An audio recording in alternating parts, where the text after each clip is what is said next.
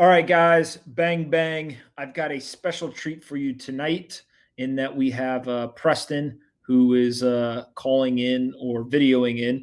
We're recording this remotely, so bear with us if there's any audio issues. Once the quarantine season is over, we will get back to in-person interviews. But for now, we'll stick with the remote ones so that we continue our social distancing. Preston, thanks so much for jumping on and doing this. Hey, Pomp, I'm a huge fan, man. I'm excited to be here. You have lit Twitter up with all sorts of knowledge, and I think people are excited to hear from you.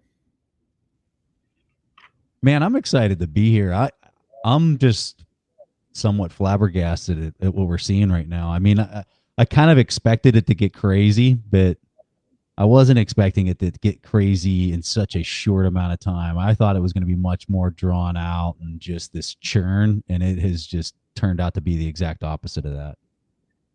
For sure. So before we get into kind of what's happening right now, let's talk just your background and kind of share with us, how do we get from your early life to today? So when I went to college, I majored in aerospace engineering. I went to a military academy. I went to West Point, and it was very regimented, to say the least. And that kind of shaped my personality quite a bit, just the way I kind of deal with problems and the way I think about things. So that had an impact. I came with this engineering problem solving kind of mindset, but I love numbers, absolutely love mathematics. And so, you go into the Army after you graduate, and I went in and I started flying helicopters. I became an Apache pilot, but I wasn't doing a lot of math. It was, some of your flight planning, I guess there's some basic arithmetic there, but not really a lot of math. And so I just became kind of obsessed with the markets because it was really complex. And I can say that's probably one of the things that really gets me excited is when something's difficult to understand and it's really complex. I just dive in. I just really want to understand how it works. And so all this time while I was in the Army, really the fascination started when my first assignment was in South Korea after flight school. And just really started reading as much as I could get my hands on in the financial markets. And one thing led to another. And it really kind of, early on, I was like, okay, so who's the smartest investor out there? What books have they read? What do they think about? And so it led me to Warren Buffett. I kind of became obsessed with anything and everything Warren Buffett related. You can probably see the security analysis book that back there behind me. I had the whole thing tabbed out and highlighted and just totally nerded out on the thing. And 2008 hits and learned real fast that there was a lot of parts to the investing story that I still didn't understand through that event, and just made me dig in even more. And so through the years, I've been at it for probably 2 decades nearly at this point, just investing personally and reading as much as I can possibly get my hands on, and then just studying anybody who has made lots of money in the market and just trying to understand how their brain ticks and how they've been able to pick it apart. And here we are. So, I'd say that's probably the Cliff Notes version. For sure. And then how did you originally come across Bitcoin and kind of crypto as you're doing that studying? I was not a macro person at all for the longest time. And believe it or not, it's kind of funny because I read Tony Robbins' book. Oh God, I can't even remember the name of. He's done 2 of them. The first one, I think it was just called Money Master the Game, was the first one. And in the book, he talks about Ray Dalio a lot. And I'd really not studied Ray Dalio, didn't know really anything about his approach. But Tony was just, pumping him so hard in this book as if he was the master of everything, right? And here I am as a Warren Buffett person, and just, the propaganda from Buffett is that if it's macro related, you just ignore it and you just look at the individual company, and it's kind of this ground up analysis, and macro is too hard to understand, so you just ignore it. And so Dalio, I was just kind of blown away how much Tony Robbins was talking him up. So I started reading everything I could get my hands on Ray Dalio. Like, How does he have his opinion? Well, why is it structured this way? Why does he have gold in his portfolio? That's nuts, because any Warren Buffett person will tell you gold's worthless. So like all these ideas that were just, they were so counter to everything that I believed up to that point. And I loved it because it was counter to what I thought. And if you study anybody who's made a lot of money in the markets, they absolutely love it when somebody has the opposite opinion of them and they want to understand all the reasons why. So that was me. I was like, okay, I just tried to read everything I can on Ray Dalio. Next thing I know, Ray had posted, and it's not available online anymore, but luckily I got the PDF and I printed this thing before it was taken offline. But I mean, his whole, there's a really famous video that Ray Dalio did. It's called How the Economic Machine Works. It's a 30-minute video. I would tell you that video, that 30-minute video is probably more valuable than anything you'll probably ever learn in a business school economics class ever. And I truly mean that. If you don't believe me, pull up the video, watch it for yourself. And I'm pretty much sure that that's probably the conclusion you'll draw at the end of it. Well, anyway, Ray had I would say it's on the shelf back there too. Probably 200 to 250 page manual that was the text behind that video. It went into a lot more detail than that video. And I studied the living hell out of this thing. I mean, just read it again, and then started digging into like all these ideas that Ray had. And so I would tell you that as I look at my investing approach today, I would tell you it's probably 50% Dalio and 50% Buffett as far as the fundamentals. Maybe, 10% you could shave off to some other folks. But in general, I'd say it's a 50-50 split between those two investors as to how I think about markets. And so that's how I started getting interested in Bitcoin, is because I'm looking at all the things from the Dalio approach, and I'm saying, this is pretty darn scary now that I'm seeing the world from a completely different vantage point and all these macro factors. And you've got these 80-year credit cycles, which I was not even aware of as a value investor with a Buffett style approach. But when you start looking at those charts and you see the 10-year treasury that went up for 40 years and now it's gone down for 40 years and now it's at 0%. And well, what does that mean? Well, we can get into what all that means. But as a person who never looked at that, I can tell you it was pretty alarming for me. Probably, 5 years ago, I'd say, is whenever the lights would, well, it was more than that, because I started getting into Bitcoin. It was probably 2014 when I started reading all that, and it quickly led me to Bitcoin. And I made my first purchase at the start of the second quarter in 2015 for Bitcoin. Got it.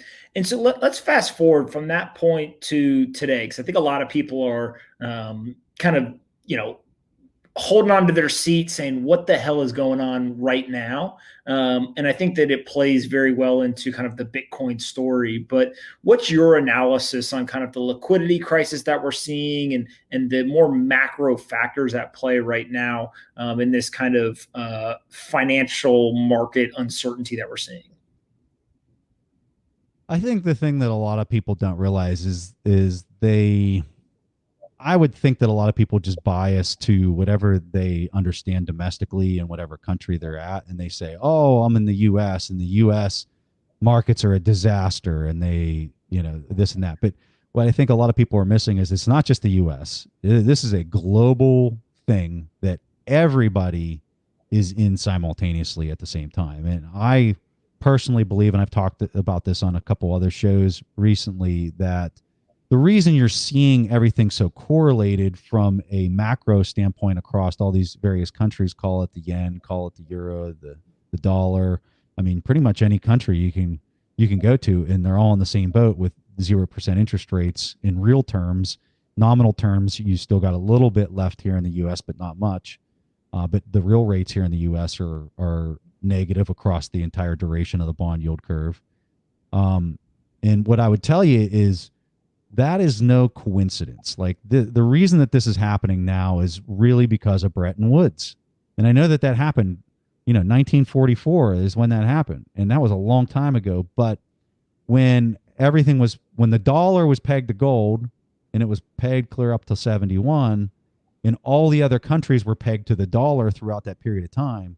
That's where you're getting the correlation from as far as them all moving together.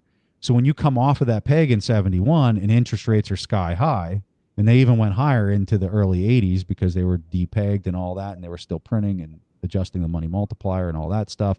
But it got to a point where Paul Volcker, who was the Fed chairman at the time in 81, steps in and he says, all right, we've got to do something about this. And he started bringing the interest rates lower, and it drove all of these dynamics where we became a service-based economy here in the U.S. The other countries that were basically creating the situation where they had to keep lowering those interest rates then became the manufacturers and the producers through the next 40 years and 39 years. And that's where we're at today, is they kept driving those interest rates lower. And there's your big credit cycle, the Dalio described credit cycle that I was referencing earlier, that now you're at 0%. And so now what does that mean? Yeah. And it feels like, there's a lot of people, especially in the Bitcoin community, who've been yelling and screaming about, hey, if what happened already happens, Bitcoin's going to do very well. And there's a little bit of impatience, I think, in the market, really because the lack of understanding around a liquidity crisis, kind of this idea that everyone's going to sell every asset they can to get dollars. And that's where you see the interest rates come down. You see the quantitative easing that was announced, et cetera. Maybe talk a little bit about kind of how these credit cycles, right, and kind of Dalio's description, what happens at these transition periods or inflection points, or I think he calls them paradigm shifts to some degree. Like, how does that play into where we are right now? So at the end, which is where we're at now, because you've got interest rates at 0%, you've got to go back to some type of sound money. That's pretty much the only way you can get by. And most of it revolves around the debt markets, because once you have debt at 0%, I mean, think if you got to put yourself in the shoes of a 60-year-old, 70-year-old person who can't afford volatility in their portfolio, that has to have some type of yield that they've completely banked on for decades, that they were going to be able to capture 5 or 10% yields on interest rates, right? So they're banking on that, and now they're there, and now you're getting 0%, and in real terms, you're getting -%, and that dog don't hunt. So you get in this situation where it will not work for people. Where it gets even more interesting is your velocity of money, when you look at that metric over the last 30 years, has just been continuing to decline, just like your interest rates have. And the reason that you're seeing that is because the money's getting polarized into the upper class of society. And guess what? The upper class only has so many yachts and only so many mansions they go out and buy until they're kind of task saturated on their pleasures. And then the rest just goes into more capital investments in the stock market, the bond market, or whatever, and real estate, or however they're spending it. But what that does is that dries up the velocity of money, and then you don't see your bottom half. It's not even a half. Your bottom 90% of the population that spend less, and then next year they even spend less than that.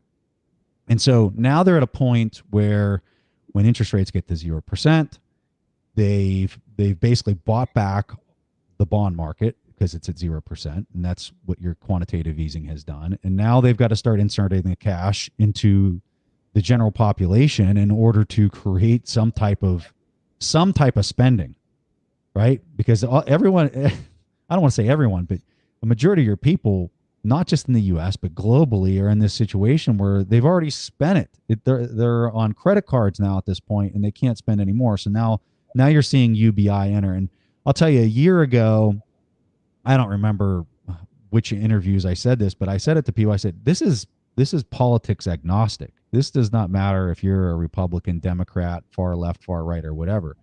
UBI, universal basic income, is going to happen. It's just a matter of when it happens, because you have to stimulate the economy. You have to keep the spending going in order to keep this fiat farce alive. And so now you've got the coronavirus, and I think a lot of people are going to falsely attribute UBI to the coronavirus, which is fine because maybe it might help prevent a war between nations. But They're gonna attribute it to that, but I can tell you all the groundwork and all the mathematics and all the lack of velocity of money were pointing in this direction way before this coronavirus ever came along.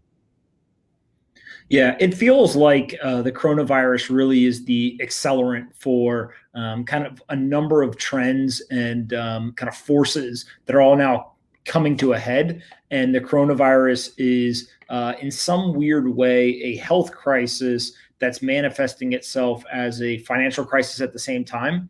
And because you get these two crises kind of overlaid on each other, it feels like you get monetary policy and also kind of the government or regulator side.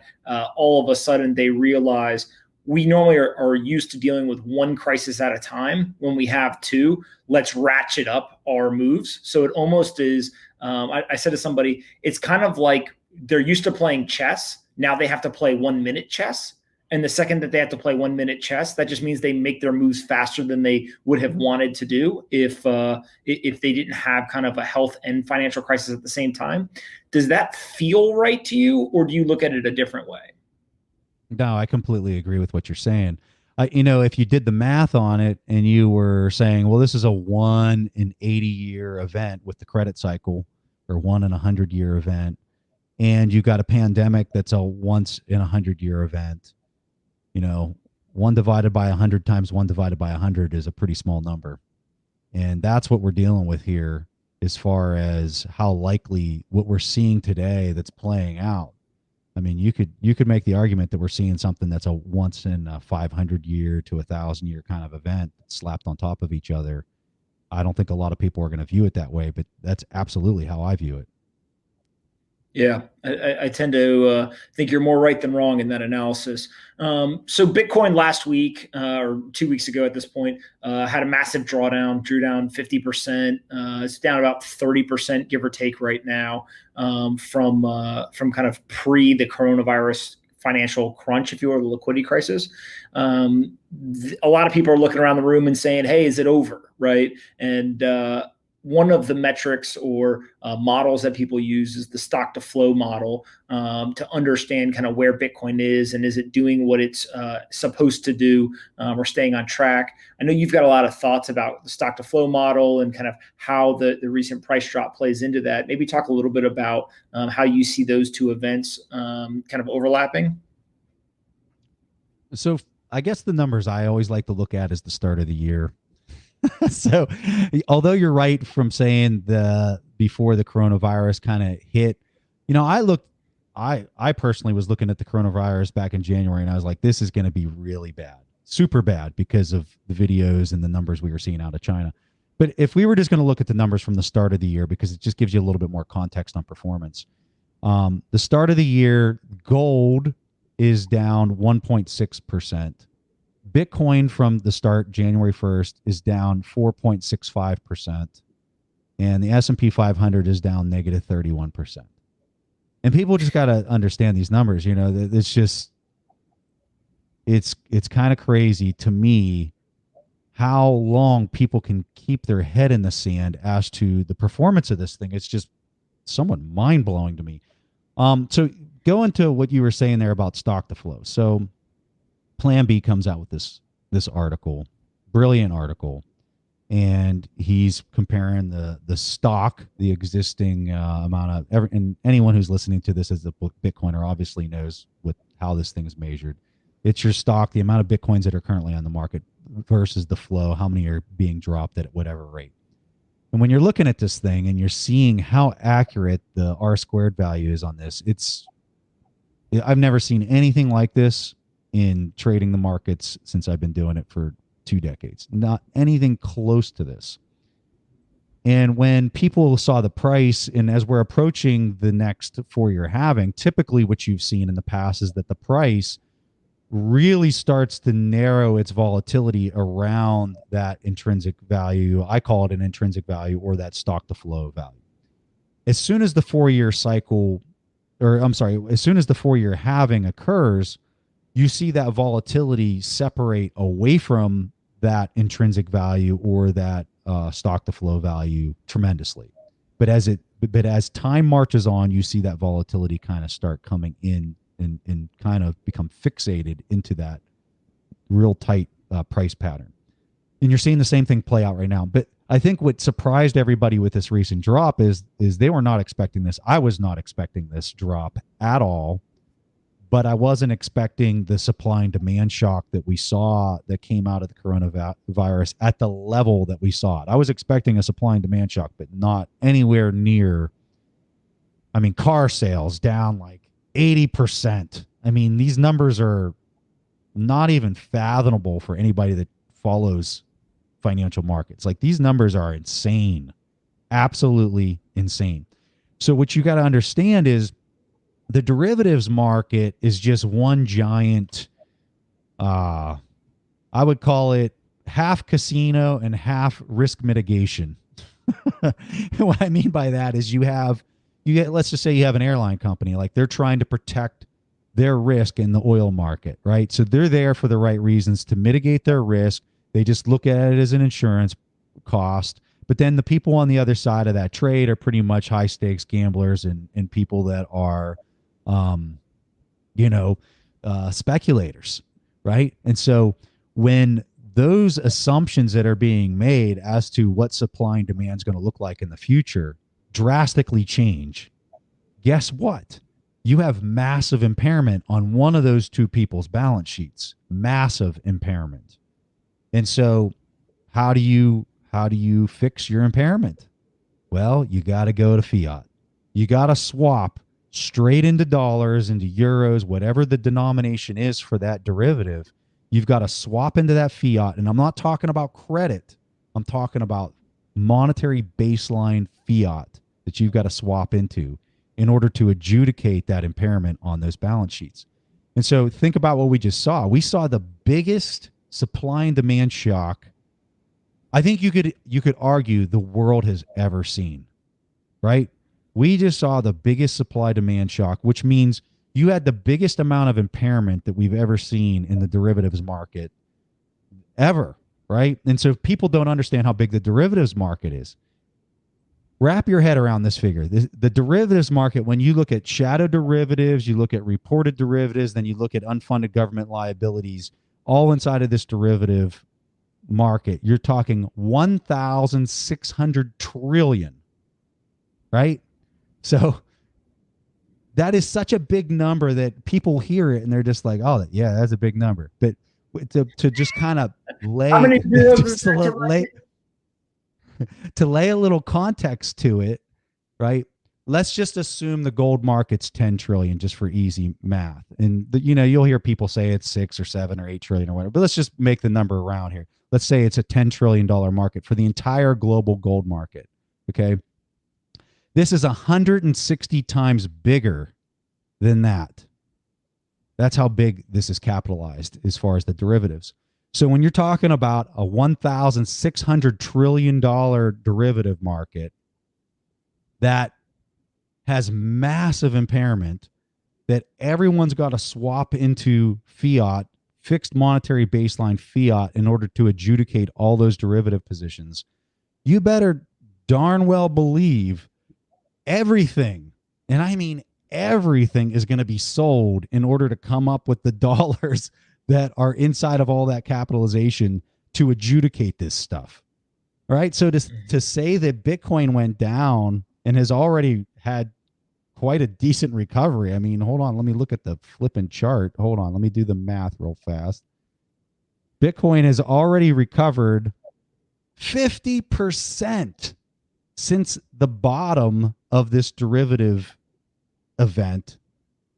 Right. And now it might not stay there. It might go back down. That could happen. I know. But the fact that it has rebounded 50% off of that, to me, is mind numbing how resilient and honey badger like this flipping thing is. Yeah, it is absolutely incredible. And I said to somebody, you've got to remember that, take equity markets, for example. They've got the circuit breakers. They've got hours of operation. They've got all kinds of mechanisms in place to tamp down volatility and do everything they can to not have a free market. Because frankly, they're scared of what would happen when you do have a truly free market in times of panic, uncertainty, fear, etc. Bitcoin is a free market, right? There's no circuit breakers, there's no hours of operations. And so when you get that moment where everyone is selling everything, the fact that it only drew down 50% is wild. And then if you look at things like, I think Nick Carter and the folks at Coinmetrics did a study that almost all of the Bitcoin that was sold in that sell-off was Bitcoin that had moved in the last 6 months or sooner. So it was no long-term holders. It was no anybody with strong hands. It was all the traders, the Wall Street firms, the people who had just bought it and didn't know what they were doing or kind of new into this. And so I think it just continues to prove out this thesis that there's two types of people who hold Bitcoin. There's the financial speculators, and then there's the long-term holders. I don't think there's a single thing that could happen to shake the holders out of Bitcoin. Obviously, the financial speculators, something as simple as a liquidity crisis, they couldn't get out of it soon enough, and you get a 50% drop in a free market. So I agree with everything you just said. And if you noticed, I had quite the smirk on my face, because the speculators that got shook out of their positions, and this might be a really gross opinion for some people, I don't know, but for me, when this went down, I was just like, this ain't nothing but a thing. This is just the derivatives market blowing up, and they have to sell their positions. These are all speculators. They're the people that I don't want to own this stuff, because they're the people that I don't want to have influence in the rebuilding of this after all this shakes out. So the fact that sell-off pushed those coins into the hands of the knowledgeable and the people that actually understand and that have done all the hard work to understand what in the world's going on, those are the people that we want to influence and shape the future. Let me tell you, they are. So I just looked at it as a blessing. I just looked at it absolutely. As like, oh, hell yeah, this is great. So obviously there's all kinds of uncertainty going on in the markets. There's this huge liquidity crisis. We see the dollar strengthening against other currencies, against all of these assets, which kind of leads to the asset price bleed, et cetera. And then we got the Fed's response. And if we had talked a week and 1 day ago on Sunday, we would be talking about the $700 billion quantitative easing and the second emergency rate cut down to zero interest rates. On Monday of this week, we got the next surprise, which was infinite quantitative easing.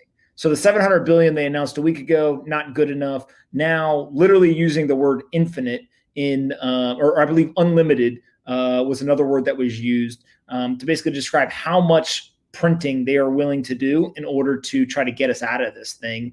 What's your general reaction to all of this?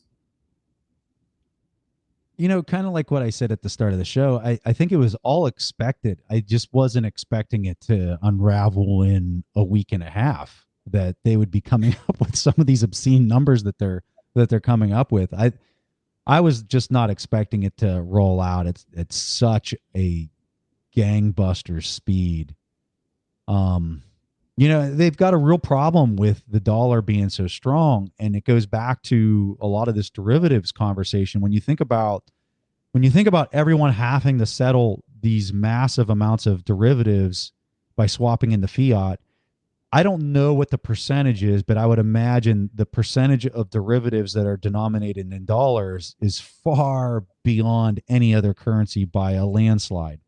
And so when you look at the valuation of a fiat currency, it's all about its utility and how many people need to swap into it at that moment in order to make good on whatever that they're trying to adjudicate or buy or whatever. And so when I look at that and I say, wow, the dollar is just taking off like a rocket right now. It's getting so strong. And then you think of all the implications of that. So all the goods inside of the United States are now more expensive, whether they're actually a product or they're a service. All that gets more expensive, which means all that work is going to be sent elsewhere in the world. And where I'm concerned is you're going to have another supply and demand shock on the back end of this. Now, I know the long end of the derivatives curve is already pricing when they kind of expect that to happen, but you got to realize, I don't think anyone has a good idea of when that's actually going to happen. And so as reality takes shape, all those derivatives are going to continue to get drastically repriced as the call for people to go back to work takes place or doesn't take place, regardless of where it's at. If it happens sooner or if it happens later, all those derivatives for that duration in the curve are then going to get repriced. Then everyone's going to run back to the dollar in order to, and I'm talking as a percentage wise, they're going to run back into the derivatives market to reprice all of that. And the dollar is going to continue to just go gangbusters. So I don't know how the US can possibly deal with that other than just printing at ridiculous levels to try to ease that, because people just don't understand how bad that is for GDP inside of the US when you got the dollar just taken off like that. It's absolutely nuts. Yeah, it feels like there's a great misunderstanding. I feel like there's been two economic lessons that people have learned in the last couple of weeks. The first was, what's a liquidity crisis and how does that have an effect on all these assets? I've probably answered that question 100+ times on why are all the asset prices going down? And then once people understand what a liquidity crisis is and how it works, okay, that makes sense to me. Now, the second thing that we're seeing is, I keep telling people, listen, the dollar is strengthening. At some point, they're going to have to weaken it if they want to stabilize markets and eventually drive the recovery. And all I keep hearing from people is shorting the dollar would be insane, and all of these things that are going on. But I don't think people realize kind of the systematic mechanisms in place and the need for the United States to step in and actually weaken their own currency so that those other assets are able to recover. And the only way to do that is to print a bunch of money and flood the market with dollars, right? They've pretty much kind of expended everything else. So you bring up a great point, and I think it comes down to how people are interpreting timelines. And so, they'll see a tweet where I say, I think that that fiat currency is doomed, right? And so the immediate conclusion must be, well, Preston thinks the dollar is a bad place to be. But they don't understand. It's really hard to communicate everything in how many characters you have on a Twitter feed. But my opinion is, in the short term, the dollar is an amazing place to be right now, because relative to everything else, and you've seen this play out, the dollar has just crushed anything and everything. I mean, it's even out since the start of the year. It's outperformed Bitcoin by 5%, the dollar, right? Now, do I think that that's going to continue to persist? No. But in that short period of time, as we're talking about these derivatives blowing up because of supply and demand, the dollar in that very short window is outperforming. And I think as you see these other, if you have more derivative events like this that blow it out, that cause a huge surge for monetary baseline fiat, you're going to see the price of everything, probably to include Bitcoin, get punished through those events. Yep. But then it's going to come back, especially as they start doing all these quantitative easing and UBI and everything else that they've got to do. That timeline, as you look out further, the dollar is going to get murdered against gold and Bitcoin, right? It's going to get murdered against those things. And I think it's also going to get murdered against some type of commodities, especially things like oil and some others. But the timing on that is going to be dependent on when people start going back to work and you start to see, I don't want to say you're going to see normalcy again, because I don't think the economy we're going to be going back to is going to be anything but normal like we're accustomed to. But people going back to work, there's going to be a demand there. You got UBI payments that are going to be going out that are going to be very hard to turn off. And all of that's going to start plowing its way into what I would describe as a fixed supply, or a fixed flow of commodities that are going to start coming out, and they're going to somewhat perform like gold and Bitcoin, but not nearly at the yield that you're going to see on those two in particular. Yeah, the example I keep using with people is in 2008, kind of the 6-month middle part of 2008, when there was the liquidity crisis, gold went down 30%. And then you kind of elicit this massive or at least at the time, massive monetary stimulus from the government. Kind of hundreds of billions at the time was a big deal. And when they did that, all of a sudden investors realized, hey, my currency is going to be devalued. There's inflationary concerns, et cetera. They run back into gold, and all of a sudden gold ends up being up 3x over the life cycle of the 2008, kind of 2011 crisis. And it feels like same playbook, just a different day, right? Where you're going to get that response from governments where they've got to bring the monetary stimulus to weaken the dollar to stabilize markets and drive a recovery. And over time, you're going to see people realize today being in the dollar is a great idea. 6 months, 12 months, 18 months from now, probably not the best idea. And then, of course, you layer in the fact that what would have happened in late 2009 and into 2010 if 50% of the gold miners had just gone offline at the moment everyone wanted gold, right? And I think that's what we're going to see with Bitcoin and the Bitcoin halving. So it's just kind of this story where I just keep saying this is a script that even Hollywood couldn't write to some degree. No, they couldn't. You are in. I saw some people tweeting that they're like, "Hey, how can we make the simulation stop?" It's getting a little weird.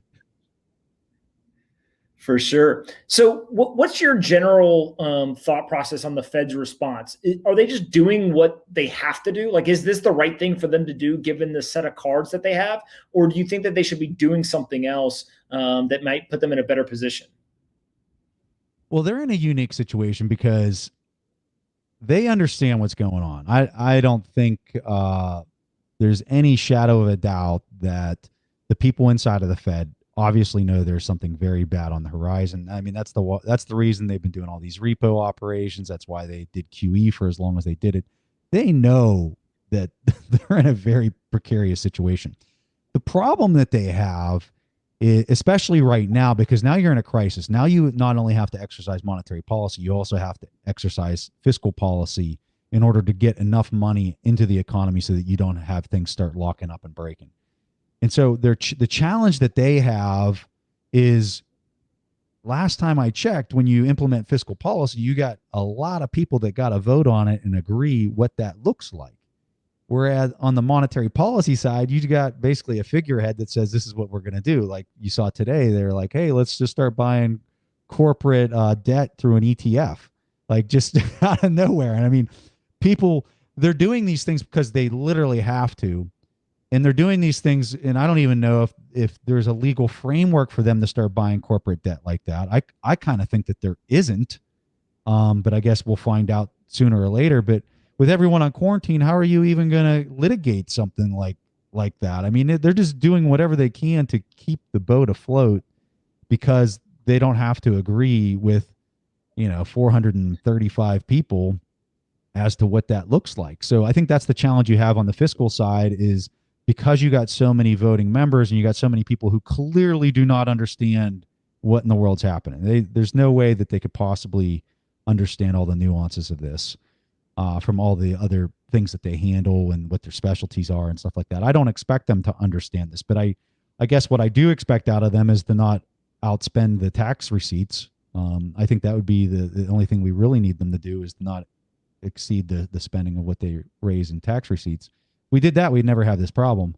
But they need to step in, and they've got to do the UBI thing. I mean, they've got to get that approved. They've got to start getting money into the hands of, the working class person, because if they don't, they could get into a real serious social unrest situation. And for people that don't understand, when I say the Fed's got to do this, they've got to do UBI and that stuff. That's the reason why I'm saying that, is because if they don't, they're going to get into a situation where you have gross social unrest, not just in the US, but globally. And I think people are already kind of seeing some of that. Yeah. It sounds like you're of the opinion, as am I, that once they start this, there's no going back. They won't be able to turn it off. People will get it. Just like the economy got addicted to monetary stimulus, you're going to get a population addicted to UBI, and pretty much, you ever go to take it away from them, you're going to have that same social unrest. So you might as well just buckle up and get used to this as the new norm. And, people, you've got to have a transition into a sound money is what has to happen. the speed at which that happens is anybody's guess. I mean, I kind of, you obviously know my opinion. I think it's going to be Bitcoin. And I think the coming 2 years are going to be beyond exciting for the price movement in Bitcoin. And I think that this 4-year halving that's coming up in May is going to really drive that realization for a lot of people, especially as all these UBI checks go out and you got so many millennials that are just going to plow it straight into this. And these millennials have been a condition to find 30% moves up or down to be somewhat normal. It's like, oh, well, I don't have anything to lose. So if it went down 30%, no big deal. And they're like the pristine hodler that you need them to be. That, you get some of the older generation. I mean, something moves 30% and they're literally cleaning their pants.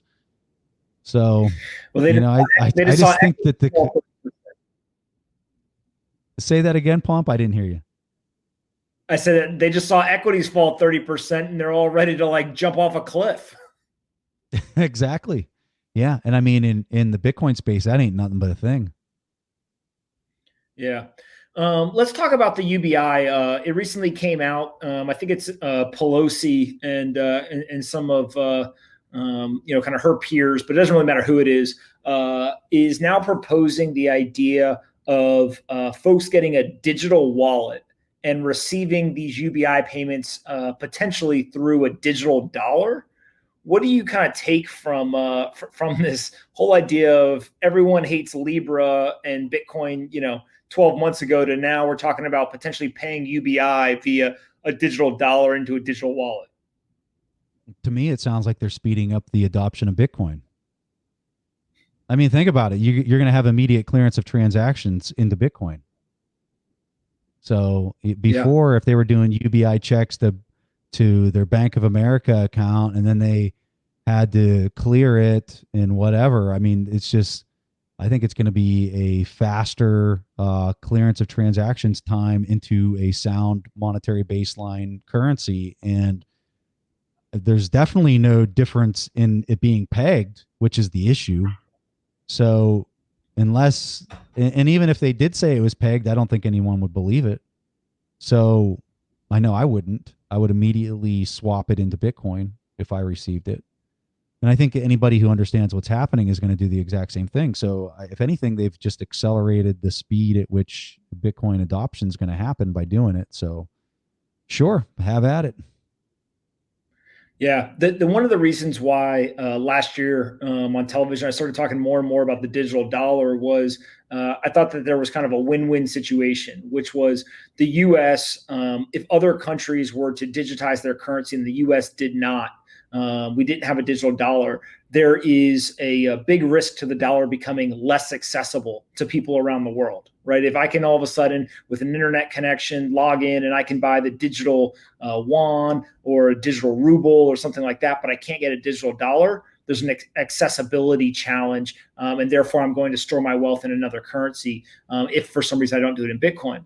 But then the second piece is, well, if they're going to digitize the dollar, then they're going to have to get everyone digital wallets. And just like you said, I think that once you start handing people digital wallets, humans aren't stupid, right? And they're going to realize very quickly, wait a second, there's one that's a deflationary type currency that has the ability to be provably scarce, versus I've got this inflationary thing, which if you look at the Fed's balance sheet from last week, literally it looks like it went parabolic, right? And that they added $356 billion, which is the highest increase in a week ever, right? And so I think just when you start thinking about where does an entire generation of people put their kind of wealth and where do they trust, well, they trust the thing that they can prove. And so if you're going to hand people digital wallets, like you said, I think you're just accelerating Bitcoin's kind of rise in popularity. I mean, if you've got $1 billion and you got to send it into another currency and it takes hours or a day to get a clearance of transaction on that, you've got to take out some type of, I would think a smart person would look at that and say, all right, what's my volatility risk for this specific currency into the other one? And they got to take out a derivatives contract in order to protect that.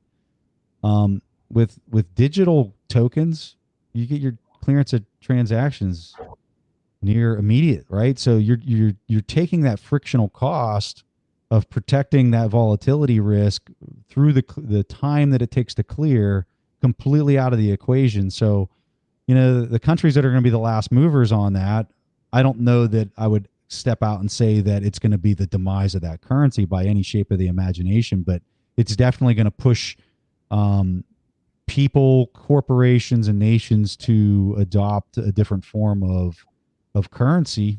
I mean, it's just silly, man. When you look at how obvious some of this is, you just got to shake your head and just say, my God, how are people not getting this? Yeah. Well, most of them haven't done the work yet.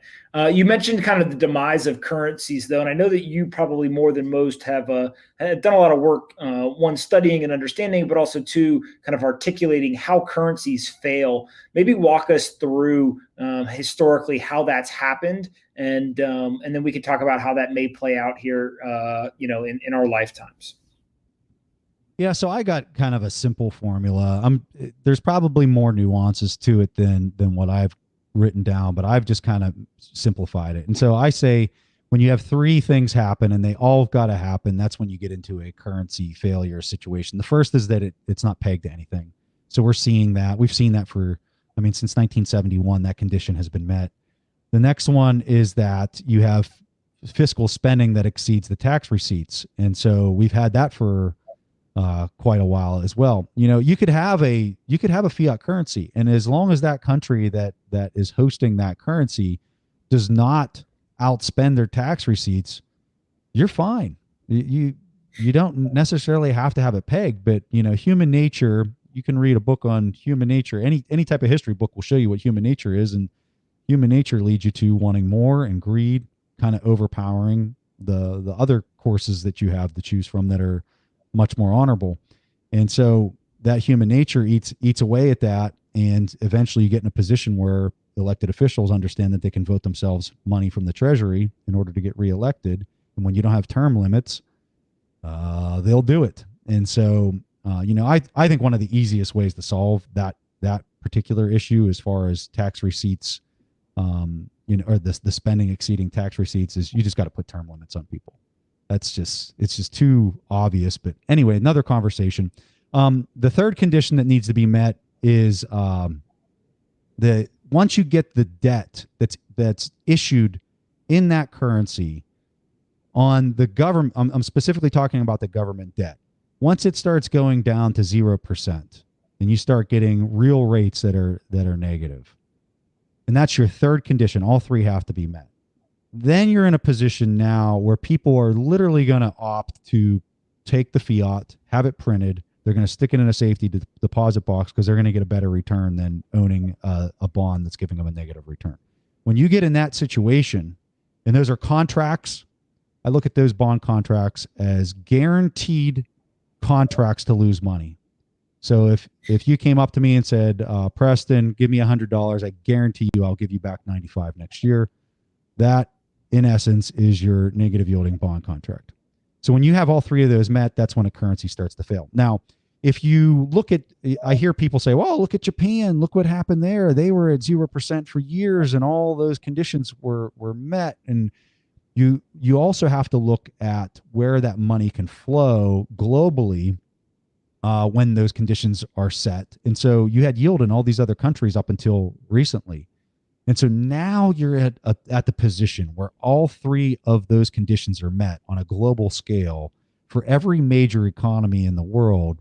And so now the question is well, what, how, and why would anybody want to buy a bond today?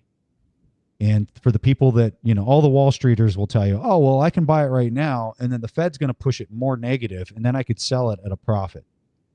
And you couldn't get a more, I stole this from Warren Buffett. He would always say, picking up pennies in front of a steamroller. You couldn't get a more picking up pennies in front of a steamroller type strategy than that, in my humble opinion. Yeah, it feels like that's a very classically trained financial engineer type answer, right? Which is, how do I eke out any little bit of basis points of value versus why don't I actually go find what the next, 10, 20, 30, 50 years looks like, and actually bet on the thing that it's not about single basis points. It's about kind of paradigm shifts, if you will, from Dalio.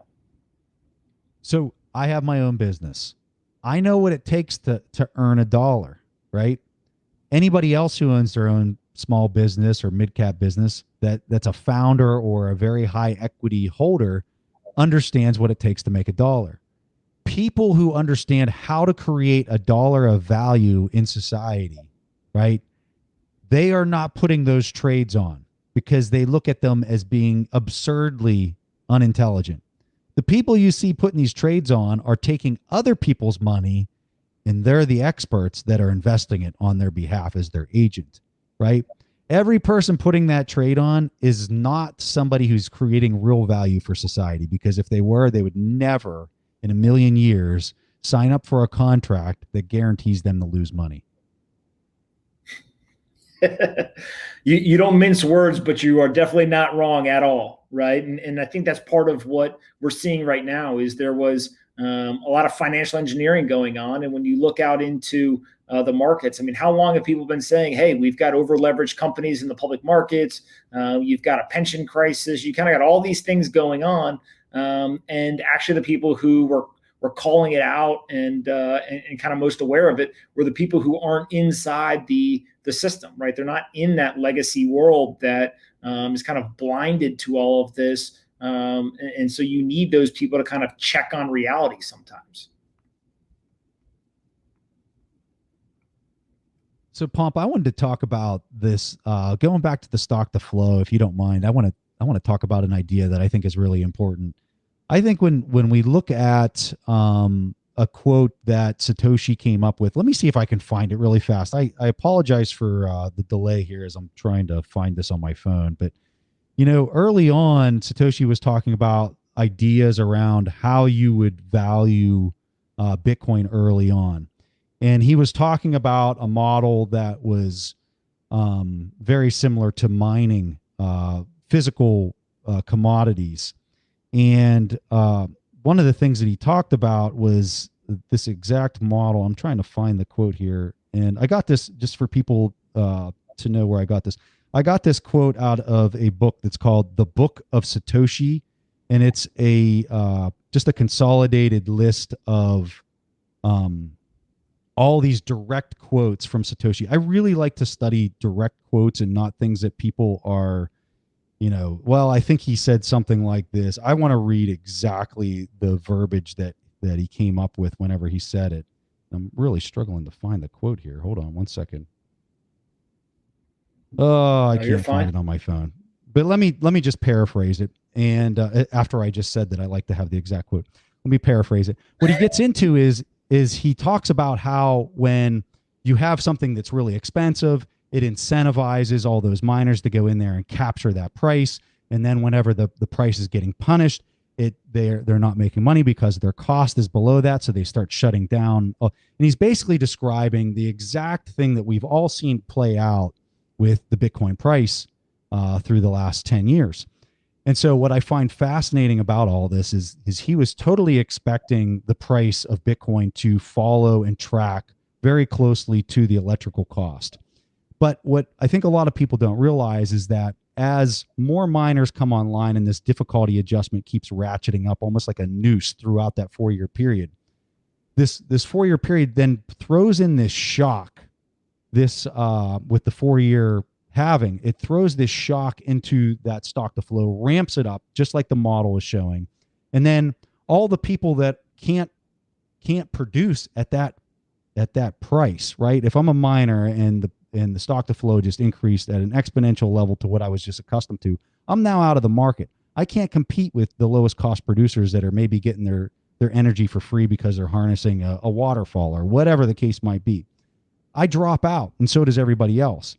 But then what happens is you get that difficulty adjustment that automatically allows this to become competitive in the marketplace, and then the price stabilizes as it goes up there and tries to approach it. What I don't think people realize is that these early on, this price was heavily tied to the electrical costs. And as time marches on and you get more of these 4-year cycles, I believe that the price continues to be bound by that electrical price. But as you get more market participants and more people that pile onto it, the upside of that is not nearly as bound. And you can get in a point where it's almost like an orbital with like a spacecraft going around an orbit. If it just gets pushed a little bit outside that orbit, it can actually completely separate from the orbit and it goes off, and then it becomes global money.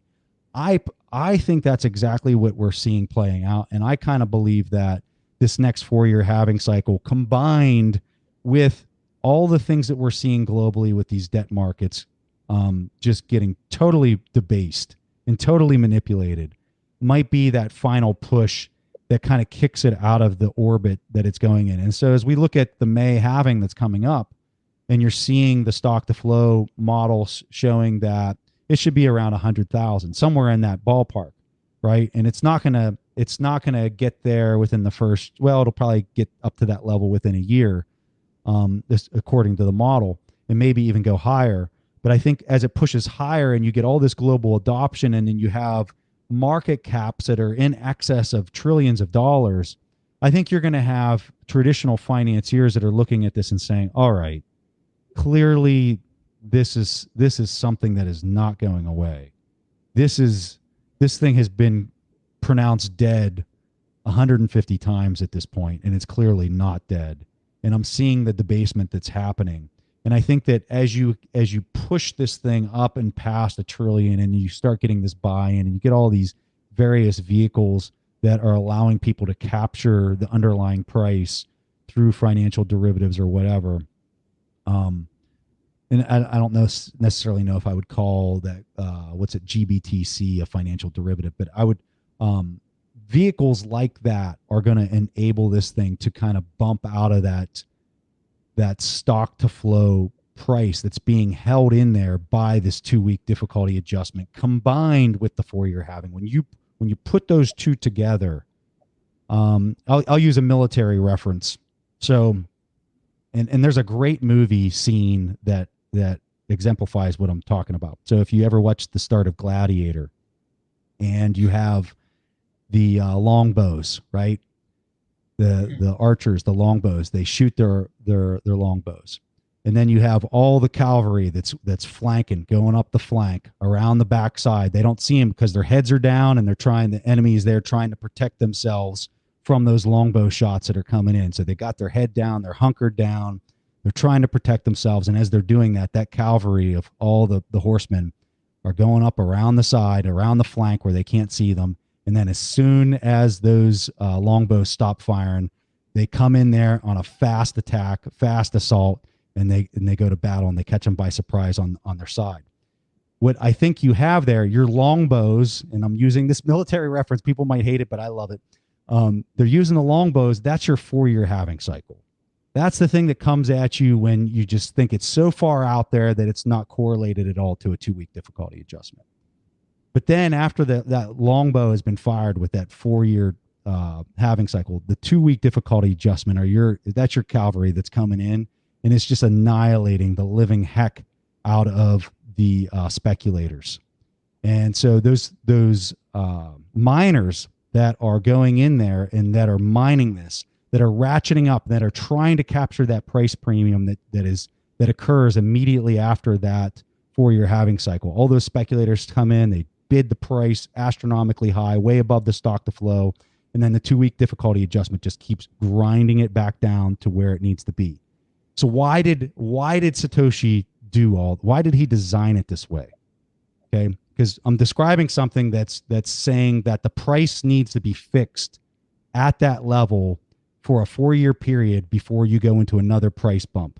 And then it needs to be fixed at that intrinsic value for another 4-year period. Why did he design it this way? My humble opinion of why he designed it this way is because he needed entrenchment. He needed people he needed this thing to not take off in 4 years, because he knows there would be too much drama around it, and that you wouldn't have the entrenchment into the existing financial rails in order to stop it.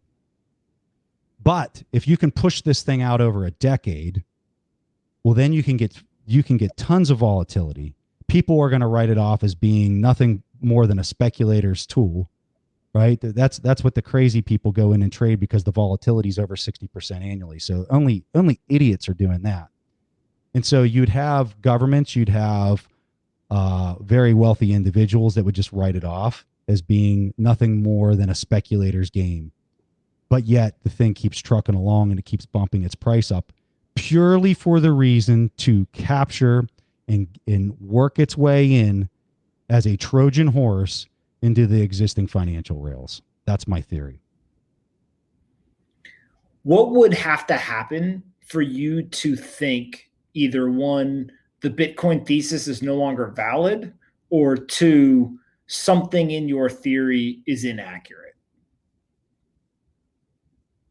So I've been asked this before, and I think that the concern that I have is that early on my concern was that it could be banned and that a government could step in and do something to it that could stop it.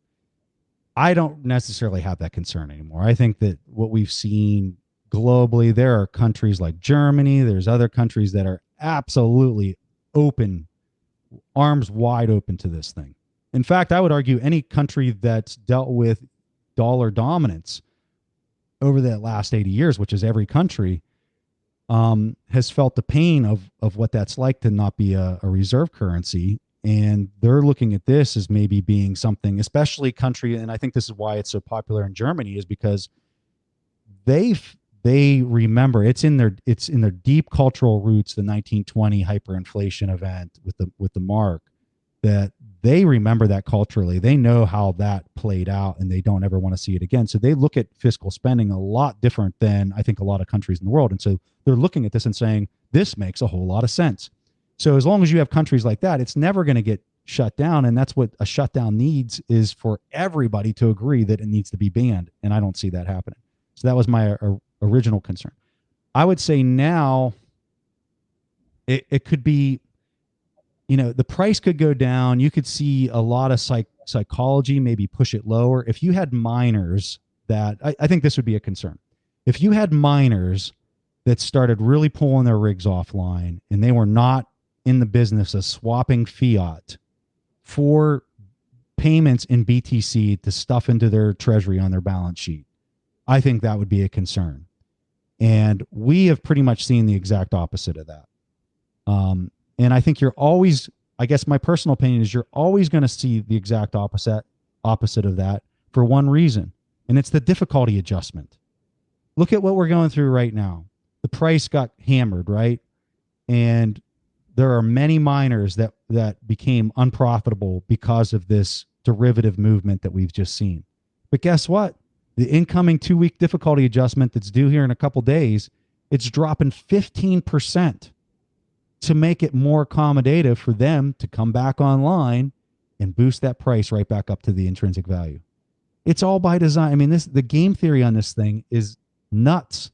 And here I am trying to tell you how it could fail, and I'm still coming up with freaking reasons of why I don't think it's going to fail, because I've tried my darndest to come up with all the reasons of why this thing won't work. And all I can arrive at based on the game theory is that it is going to work. Yeah. The only thing that you didn't say that I answer the question with is a self-induced bug. So from a developer standpoint, there's something that's introduced to the code base that could be like a self-inflicted wound. Obviously, given the development process, I think that's highly unlikely. But I'm with you in that there's just not very much externally that I think is a threat at this point. And so what you go to is kind of the self-inflicted stuff. Well, I love that point. I think that's a great risk to highlight. And when we look back at the summer of 2017 with Jeff Garzik, right? Remember, Jeff did something really goofy there right at the last minute that could have really compromised a lot with just the trust and confidence in the protocol. I think that could play out. I don't know if that plays out, that the code can be adjusted. People can go back in there. They can adjust the code, right? The protocol, and those transactions, or the basically the stoppage that you would see throughout that period or going back to make that adjustment, I think you'd lose a lot of trust for some people that are coin holders in the protocol. Now, would that trust go somewhere else? I don't necessarily know that it would long term. It might short term, but I think as all systems come back online, I think that you would have not everybody come back in, but I think you'd have a lot that would show back up, and they would stabilize the market. But I don't necessarily know if it would cause this loss in trust spiral that would take it down to zero. I don't think you're ever going to get that, because this difficulty adjustment is in the 4-year halving cycle is going to ensure that this eventually becomes global money. Yeah. Your concern there is that the trust, your concern there would be that the trust would go into some other digital currency. That would be the concern. But I can't name another digital currency that's going to give you the speed of clearance like Bitcoin. And Nick Carter wrote just an incredible article. I think it's titled it's the clearance of payments stupid or something like that. Maybe you can put a link to it in the show notes. I'm sure you know which article I'm talking about. But that's the challenge for any competitor that in the cryptocurrency space, is that you have to overcome that variable, because at the end of the day, this is going to be money that banks are using, especially central banks, in order to settle payments that are billion-dollar transactions. And if you don't have a very thick layer that this thing can go through as far as transaction size in order to get quick payment clearance, statistical clearance of payments, it's never going to win in the long game, in my opinion. Yeah. I want to finish up talking about volatility. Obviously, volatility works in both directions, both up and down. Bitcoin, as you mentioned, has incredible annual volatility, but I think you and I both believe that this is a feature, not a bug. Maybe explain a little bit about what that exactly means and why you personally believe that. So let's go to the idea, like, let's say we were designing Bitcoin from the beginning, and we had this idea of combining a 4-year halving cycle with a 2-week difficulty adjustment in order to create these intrinsic values, these stock to flow valuations. And as we were doing it, we could do something that had this perfect linear intrinsic value growth over time into the model. And I think you could achieve that by adjusting the 4-year halving, maybe make it shorter. I don't necessarily know what the optimal solution would be, but I know that if I move the 4-year halving cycle and the 2-week difficulty adjustment into certain positions, that I could probably remove a lot of the volatility around that intrinsic value price, and that I could have this nice linear growth in the price. So you have to ask yourself, why didn't he design it that way? Or why didn't he or she or them or whoever design it that way? My opinion is that it was designed to have volatility on purpose in order to make it look very speculative and make it look like it was nothing other than what crazy people do, or maybe crazy people trade. And so when I say it's a feature, not a bug, here's an interesting thing about game theory. When you're doing game design, designers of games, and you can read about, there's books out there on some of this stuff, but game designers use volatility as a tool to bring professionals and non-professionals together in a game. So let me give you an example. So like if we were playing the game of chess, highly skilled game, right? Very highly skilled. If I've been playing my whole life and I've run those repetitions through my neural net millions of times, if you step in and you've played 10 games, I am going to just annihilate you because of all the conditioning that I've done on my neural net. So it is very hard and not fun for a new participant that's learning the game to play somebody who's highly skilled. That is not fun. It's a terrible experience. So if I was going to design a game that would make that more fun for you to play a grand master at chess, all I got to do is introduce volatility into the game. So now let's say that every time we play, I do my move in the game of chess, and let's say that I'm the amateur and I'm playing a grandmaster.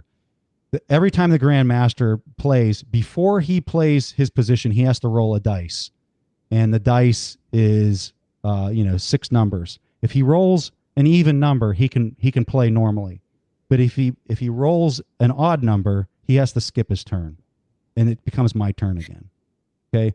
When I introduce this new logic into the game of variance, the skilled player loses their edge, and the amateur gains a enormous edge. I kind of believe that when you apply that logic to the Bitcoin protocol and you look at how the 2-week difficulty adjustment is so far away from the 4-year halving event, and that you try to hold the price at this intrinsic value, that it was done by design in order to create volatility so that you could have unskilled players compete at the highest level with the most skilled players in the world. I mean, it would make sense, right? In terms of, at least that's what we're seeing the final product present itself as. And to me, one of the things that I always go back to is like, was it intentional or not? Right. And some people would argue, oh, there's no way that you could know through game theory, the volatility and the leveling of the playing field between skill sets, yada, yada, yada, whatever. Well, at the end of the day, you can say whether it was intentional or not, but that's where we are today, because that's what it does do. Right. And the volatility, that is what it does. And so you kind of walk through this stuff, and it's not an argument ever on, is this true? Is this not true? It's always an argument people will go back, especially detractors, and argue on, was this the intention of the design? Which I think is, frankly, not really an argument worth having, because it is what it is. And these are the facts that we have today, and we can see how they're playing out, in kind of practicality on a daily basis. One of the things that I read, and this is going back to that book, the Book of Satoshi, where it's all of his quotes that kind of, encapsulated into a single book.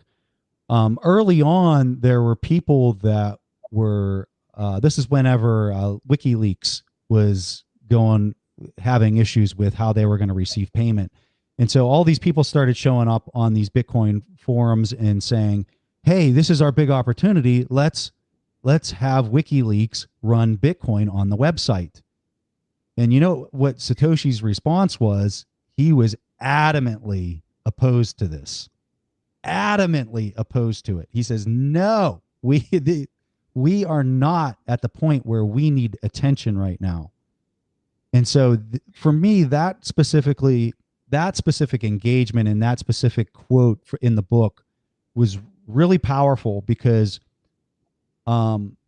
he knew very well that he needed a lot of time, and he needed a lot of entrenchment, and he needed a lot of refinement to make this thing become a global currency. And it just further compounded my belief that the Trojan horse analogy was a deep, very deep time fuse that I think he was erring on the side of caution by pushing the 4-year halving cycle out to the date that he ended up using, because he really knew that this thing needed time to churn, to get that entrenchment into the existing financial rails. Do you think Satoshi is somewhere still watching this and saying, wow, it's playing out how I designed? Hell yeah. I tend to agree with you. It's pretty crazy to see all this play out again, just so quickly. What's your favorite book that you've ever read? You're a very well-read person, so what's your favorite or most important you've ever read? Dude, that's a hard question. Well, the more you read, the harder it is. Yeah, it really depends on what the topic is that you're talking about. I would, if I had to pick a book, I would say it would really revolve around habits, because early on I just had no idea how profound that is to really kind of master your habits. So The Power of Habit is a really, really good book by Charles Duhigg. And another one that I think is also really good is Atomic Habits. both of those books are going to give you some insights into basically how you condition your mind. You know, when I look at how the brain works and you look at your neocortex, it's there trying to solve like the problems at hand and the things that are right there in front of you right now. You can do all your hard math problems with that, but almost all your processing is actually in your subconscious, in the rest of your brain, and all these things are happening, and they're happening based off of habit loops that you have established. So, you know, you even have, I mean, this is the thing that I think a lot of people don't even understand is you have, you know, on your spinal cord going down, you have gray matter clear down there in your spinal cord. And so like you eat a strawberry, it goes down into your stomach, and all those neural nets are firing as to exactly how your stomach needs to secrete certain acids and how all of that's taking place subconsciously, and you don't even realize it. So think about the things you do all day long, and you think about your senses that are providing this cueing into your subconscious brain and the decision making that is happening that you are not even aware of. And let me tell you, it is way more profound than people realize how many decisions you're making on a daily basis that have nothing to do with what's happening inside of your neocortex or your critical thinking portion of your brain. So those books for me are really powerful because when you think about what is it that I want to become, where am I going, how am I going to get there, you then have to break it down into what are the habits that are going to be that I'm going to need in order to get there. And then you've got to just start conditioning them like it's a deep neural net machine learning type algorithm in order to achieve that. So like if you're going to play, let's say you want to become great at chess, well, the only way you're going to get there is by doing it as often as you can, and probably doing it right before you sleep, because then as you sleep, your brain is basically re-simulating all that stuff that you learn, especially at the end of the day. All of that stuff to me is fascinating, how the brain works. I could give you a million book recommendations, but I tell people focus on your habits, focus on what it is you're trying to achieve, understand what that is. I like to use the analogy that you're on a boat, and a lot of people are just out in the water and they're letting that boat blow them all over the place. And in order to achieve what it is that you want out of life, you have to say, first of all, what's the destination? Define the destination. Then as you're on that sailboat, you can control the sail and you can control the rudder. Those are your two things that you can control. You cannot control the wind. It might be blowing straight into your face. And when people see wind blowing into their face, they might say, well, that's impossible. I can't sail straight into the wind. But guess what? You can tack into the wind. So you might not be able to control your environment, which would be the wind, but you can absolutely control some things in your life. And once you master what those are and you understand what those controls are, whether it's the sail or the rudder, once you understand how to control what those are, you can go anywhere you want. And I think one of the best ways to be able to control the rudder and the sail is to understand how to work your habits in your life. And so I would recommend those two books. I love it. Thoughts on aliens before I let you go? Believer, non-believer? Oh, absolutely. That one's easy. Why? Oh, it's just the universe is so massive. Just, it's unbelievably massive. I mean, I would get into I guess the better way to answer your question is how do you define an alien? I'm assuming you're describing it as some type of organism that assembles, different chemicals into a certain order. But yeah, so if you're using that definition, absolutely. I think that is just way too big for there not to be some type of life, even in the most elementary form, whether it's just like a microorganism or something. I love it. I love it. You could ask me one question to finish up. What you got for me? Oh, I like this. All right. How you're not going to like this question, but I'm going to ask it. Go ahead. So you're on Squawk Box all the time. And I can honestly say I laugh my tail off when you're on that show because you are just this calm, consummate professional that is literally just laying down truth bombs on that show at all times. And you're doing it in such a manner that it seems like they're not truth bombs because you're just talking about it so casually and just so nonchalantly. But for anybody who understands what you're saying, it is comical to watch the expression, especially on Andrew Sorkin's face, right? He is not there. He is not getting this whole Bitcoin thing at all. And I guess my question for you is, what the hell are the conversations once they break to a lot of commercials? I've been on that set before. They go to a lot of commercials and there's a lot of sidebar chats. What are the sidebar chats with you that we don't hear? So I'll give you 3 examples. The first is there's a lot of non-Bitcoin talk, right? So like they'll explain, here's the types of assets that we do own. They actually don't own a lot of assets because they don't want to appear biased, etc. So there's a lot of kind of talk about that. Now it's just more of me driving that conversation of personal curiosity over time. 2 is one thing I will say. So for those who've never been to the set, basically, you walk out there, a couple of minutes before you're going to go on and do your segment.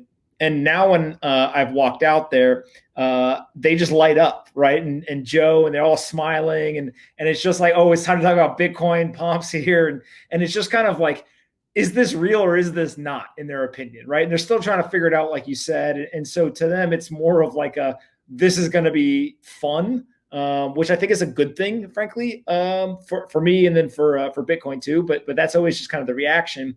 And then the last couple of times that I've been on, there's been other people with me, and the one example that just cracked me up was the second time I was on with Kevin O'Leary. As I sat down, he just looked at me and he just had this smirk on his face, and he said, "You ready to do it again?" Because the first time we had gotten into a whole thing, and I said, "Yeah, of course." And he goes, "How much of your net worth's in this nonsense?"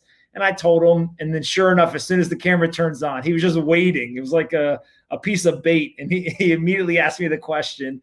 And when we got done, he goes, "I couldn't resist."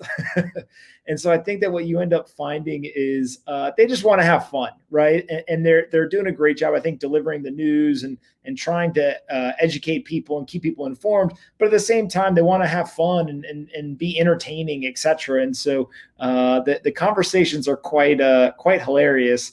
But the one thing I will say is Joe went from a complete non-believer to literally asking, Secretary Mnuchin, what do you mean there's no money laundering with the dollar, right? And so anytime you can get a host that is ready to just serve up his own truth bombs, I think we've kind of accomplished our mission there.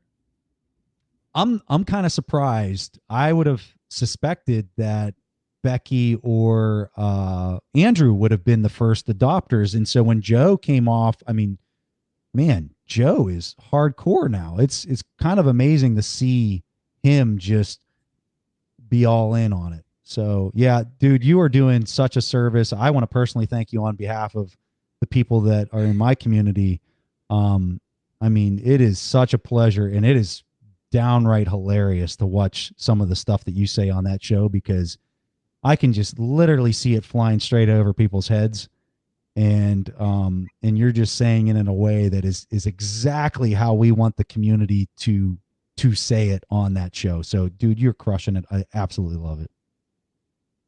I appreciate it very much. Where can people find you online? Where should they go learn more stuff? So I'm on Twitter. You can just find me at Preston. Last name is Pysh, Preston Pysh. I also have a podcast called We Study Billionaires. We pretty much just try to read whatever book we can find that a billionaire investor has recommended, or read whatever articles we can. And then we try to talk about whatever moves they're making in the markets to try to understand what's going on. My show is much more focused on the economy in general, not just specifically Bitcoin. I'm obviously a huge hardcore Bitcoiner at heart. So it's really fun for me to talk about it, but my show is much more wider in what we cover from all the different types of securities. But yeah, I appreciate the opportunity to provide that handoff. It's called We Study Billionaires on the Apple Store. Absolutely. Well, listen, I appreciate you coming on and spending so much time to do this. And you are dropping your own truth bombs on Twitter. So we'll definitely have to keep doing this more often in the future. So thanks so much. Loved it. Thanks for the opportunity, Pomp.